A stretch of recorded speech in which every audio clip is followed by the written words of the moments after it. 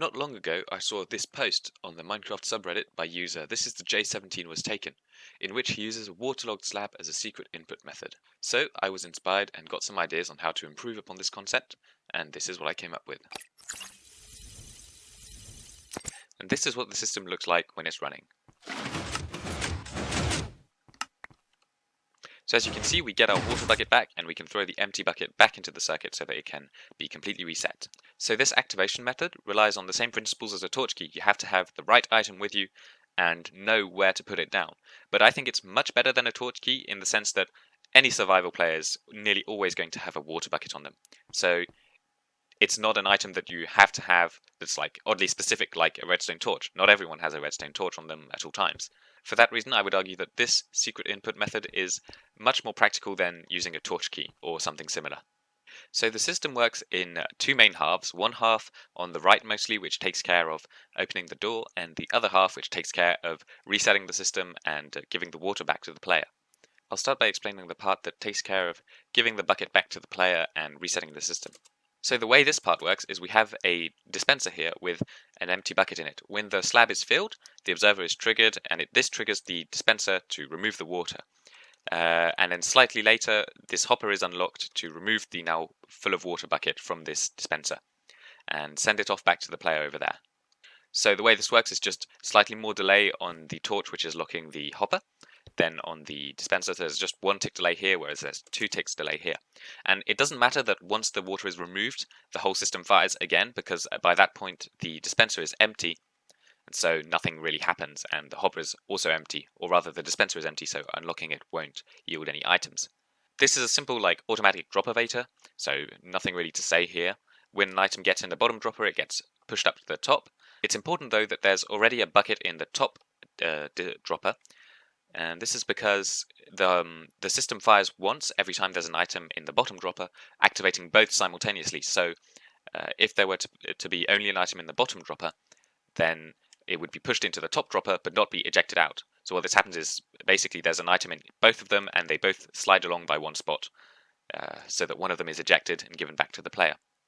The player, once he's gone through the whole system, he's now got an empty bucket since he used the water to activate the system, and he can simply throw that back in here, and this hopper chain is going to put it back into the dispenser, fully resetting the system. Now, as for the door mechanism, we have the blue circuit that is mainly for the dispenser here. The problem is that it fires twice, so we can take an output from it, but we only want the door to open once, so we need to convert that signal that happens twice into a signal that only happens once. So what we have here is a system with a bit of delay. This is like our main output, the signal that's going to trigger the door, but it's got some delay on it to have time for this piston action going on to happen. So what happens is the first time it fires, this piston will spit out the redstone block under this piston, pushing this block out of the way, meaning that it can't carry the signal across. And when the system fires a second time, the piston pulls back the redstone block, which then pulls back this block in the way so that the redstone signal can carry through. And this happens because there's a sufficient delay here that the signal only tries to go through once the block is out or in the way. So this comparator clock, making the signal much longer, will push this sand upwards from this piston, allowing the signal from this redstone torch to come through.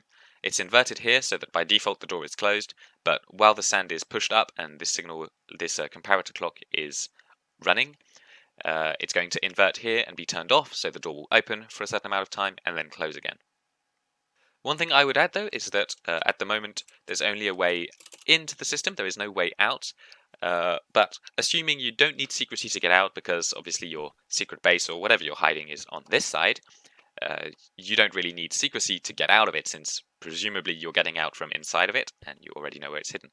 If you did want to, however, make an exit, I would recommend putting a wooden button on this block right here, which is going to basically turn off the redstone torch for as long as the button is pressed to trigger the opening mechanism. So if I go ahead and do that, the door opens just about long enough for us to get through. If you were to use a stone button, you would probably suffocate in the door because it closes too quick. I've chosen to link up this activation mechanism to a simple 2x1 jeb piston door, similar to in This is the J17 was taken's video, but you could link it up to any door really. I mean, you get a signal output, you can do whatever you want with it, there's no obligation. So I've made an example here of this whole system being hidden, the secret door in the side of a mountain. As you can see, it's completely seamless. You can't see the activation mechanism even once you waterlog the slab. There is no way to tell that it is there except the door is open. And then it closes, completely hidden, completely secret. I'm not the best with redstone, so this redstone might not be the fastest or most compact that it can be for this system. But this video is more of a proof of concept showing an idea that was originally shared by, this is the J17 was taken on the Minecraft subreddit. And I just wanted to add my own twist on it by making it reset, by removing the water, and also swapping the buckets. So I hope you enjoyed this quick look at an idea for a secret input method, and with that, goodbye.